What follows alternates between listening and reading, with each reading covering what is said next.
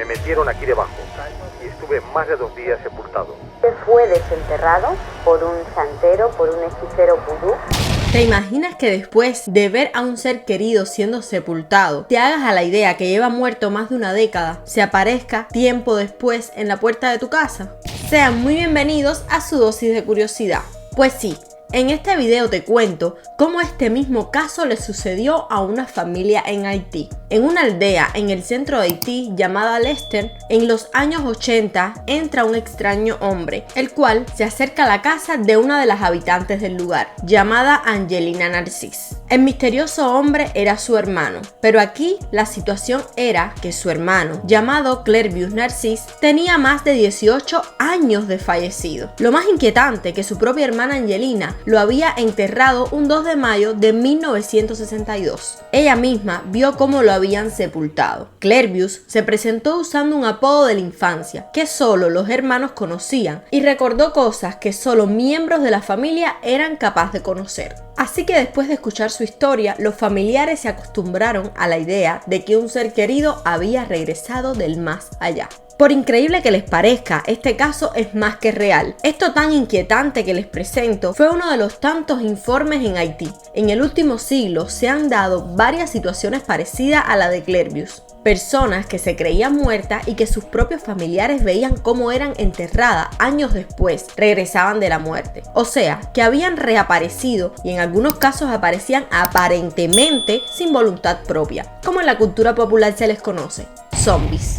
Y está de más decir que este fenómeno desencadenó el interés de los medios de comunicación de todo el mundo y de la ciencia, llegando a participar antropólogos, biólogos y científicos, descubriendo años después de investigaciones médicas lo menos imaginado. Detrás de estos extraños y escalofriantes casos se encontraba una de las prácticas más oscuras de una secta o religión que puede pasar desapercibida por muchos, pero que ahora era tan real como este hombre que había vuelto del mundo de los muertos. Pero en realidad, ¿de qué se trataba realmente estos casos tan misteriosos e inquietantes de personas que regresaban aparentemente de la muerte en un estado semicatatónico, a los que le hicieron llamar zombies? Pero aquí una pregunta: ¿es el vudú una religión capaz de traer de vuelta a la vida a una persona? ¿O existe una explicación científica detrás del misterio de los zombies de Haití? Pero vamos por partes. Te contaré primero cómo fue que esto ocurrió y cómo fue descubierto este curioso pero inquietante caso.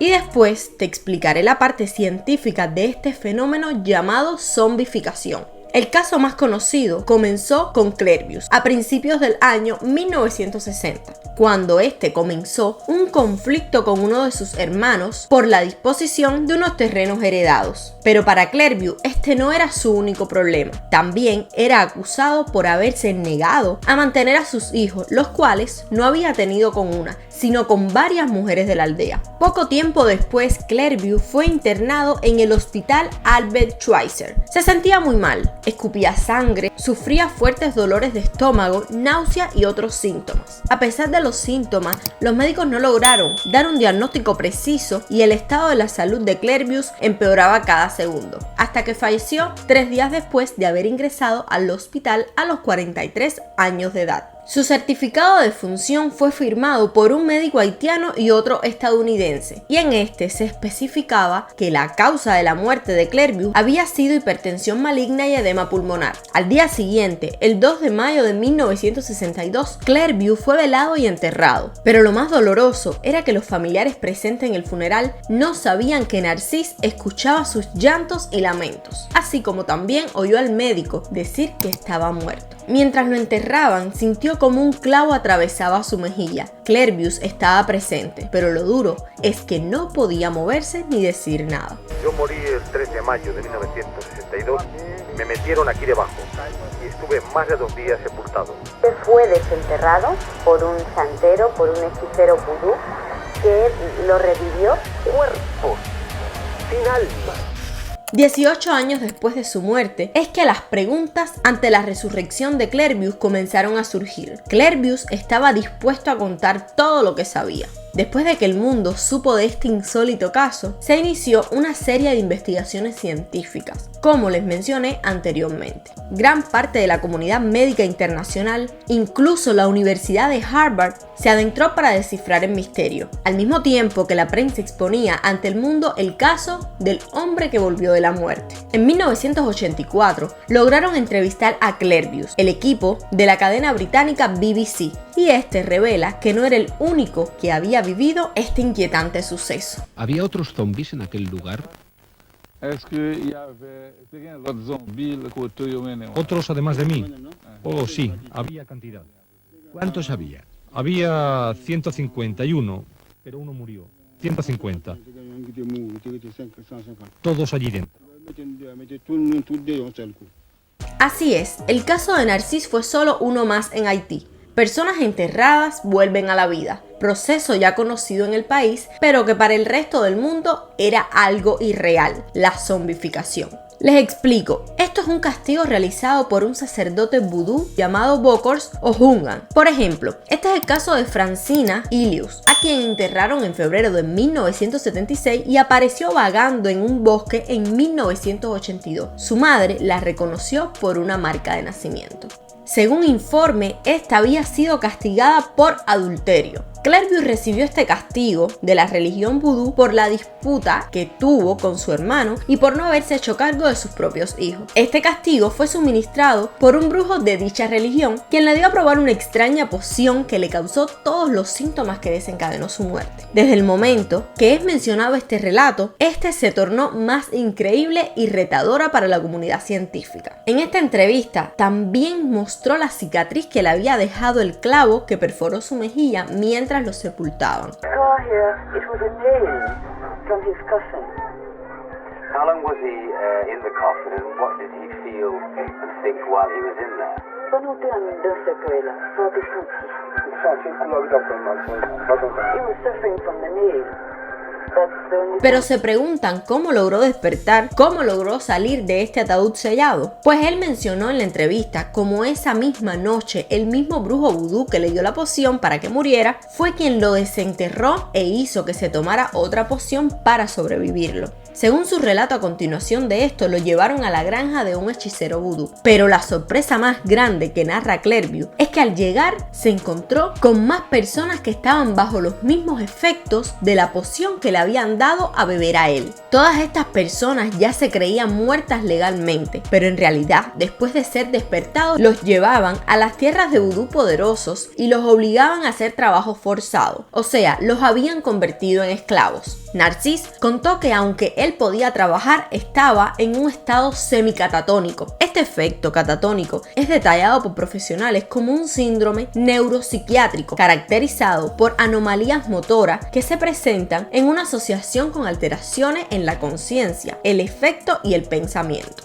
Clervius relata que con el paso del tiempo, tanto él como otras de las víctimas de este castigo que lo acompañaban empezaron a recuperar un poco la cordura y la conciencia. Casi 2 años después de su cautiverio, se creó una revuelta y una de las víctimas, hechas llamar zombies, asesinaron al brujo que los mantenía cautivos. De esta manera fue como lograron escapar de tan duro infierno. Después del escape, Clervius vagó por todo el país durante 16 años, antes de regresar a su aldea, donde por fin logró reencontrarse con su hermano. Pasado el tiempo, denunciaron todo a las autoridades correspondientes. Obvio, la noticia corrió como pólvora. Cabe mencionar que a diferencia de Clervius, algunas de las víctimas que vivieron con él en este infierno sufrieron daños irreparables en el cerebro. Pero reitero, este caso no fue el único. Este fue solo el primero de muchos que se registraron tiempo después. Por increíble que parezca, aún se sigue practicando la zombificación hasta la fecha. En el año 2003, un grupo de senadores viajó a Benín para intentar frenar las llamadas zombificaciones, ya que este lugar es la cuna del vudú. Esto para copiar el modelo legislativo de ese país frente a los crímenes vinculados al vudú. Actualmente, en su legislación no es delito revivir a un muerto y luego esclavizarlo. En realidad, hay una explicación muy distinta a todo esto, que no tiene nada que ver con el tema de la hechicería. El caso de los zombies de Haití llevó una investigación tan extensa extensa que reunió científicos de todo el mundo e incluso contó con la ayuda de verdaderos hechiceros vudú, mostrando así cómo elaboraban sus pócimas y supuestos hechizos vudú para matar a los que ellos escogían para ser castigados y luego revivirlos. Esto llamó la atención de Lamarque Doyon, director del Centro Mars Line de Psicología y Neurología en Puerto Príncipe. Fue uno de los tantos a los que le llamó la atención este caso, pero la atención de Doyon se centraba más en la misteriosa bebida que le hicieron tomar a Clervius antes y después de su supuesta muerte, ya que él aseguraba que detrás de eso había una respuesta científica más que mágica en este comentado suceso. Doyon, queriendo llegar más al fondo de todo este caso, se comunicó con un colega en Nueva York, el prominente galardonado científico Nathan Lane, considerado el padre de la psicofarmacología por sus grandes descubrimientos en el tratamiento de enfermedades mentales como la esquizofrenia y la depresión.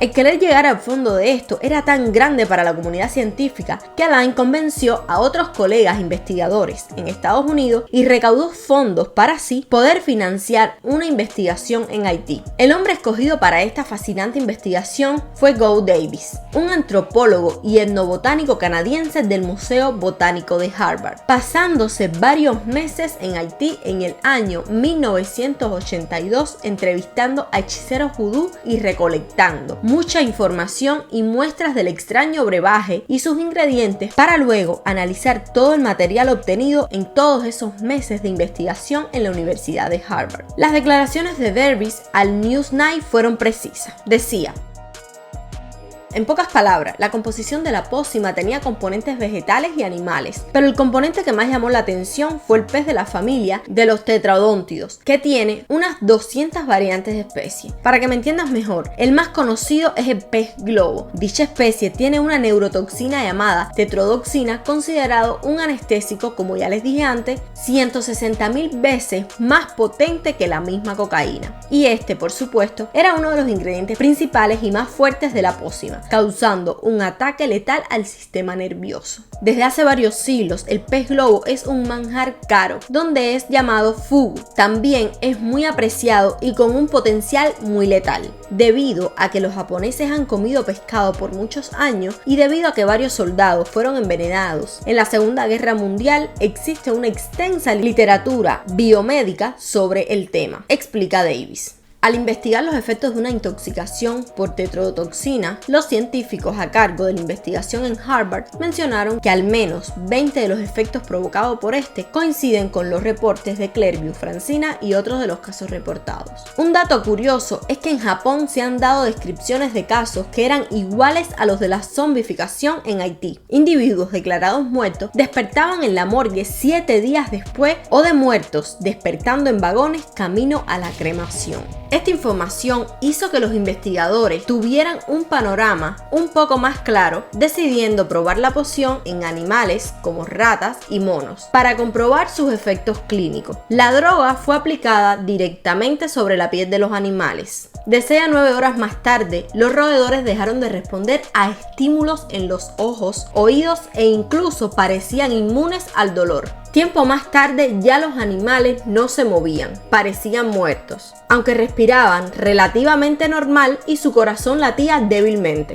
Esta especie de estado de coma llegó a durar hasta por 24 horas, pero en el caso de los monos, el efecto fue mucho más agresivo. No pasaba media hora y ya los efectos del veneno aplicado eran evidentes. Aunque estaban conscientes, se mantuvieron en un letargo catatónico por varias horas, también siendo insensibles al dolor. Pero estas pruebas eran solo una muestra de un solo ingrediente de esta poción vudú. Según Davis, el otro componente importante que junto a la tetrodotoxina formaban esta bebida de la muerte era una planta tradicional usada por indígenas de Centroamérica perteneciente a las familias de las daturas. Esta famosa planta es conocida como la hierba del diablo, comprobándose sus propiedades alucinógenas, causando delirios, pérdida de memoria, alucinaciones, desorientación, comportamiento sumiso y apático. Dichos síntomas son muy parecidos a los que sufrieron las víctimas que ingirieron adquirieron el brebaje. Davis informó más de sus hallazgos y experiencias en Haití en su libro La serpiente y el arcoíris, gran éxito de venta en los años 80, para ser más específica en el año 1985, y más tarde fue adaptado en una película en el año 1988, traducida como La maldición de los muertos vivientes. Bueno, hemos llegado al final de este video. Espero que les haya gustado y si es así, comenten ahí abajo qué les pareció esta historia. Suscríbanse, compartan y denle like. Nos vemos en el próximo video de curiosidades.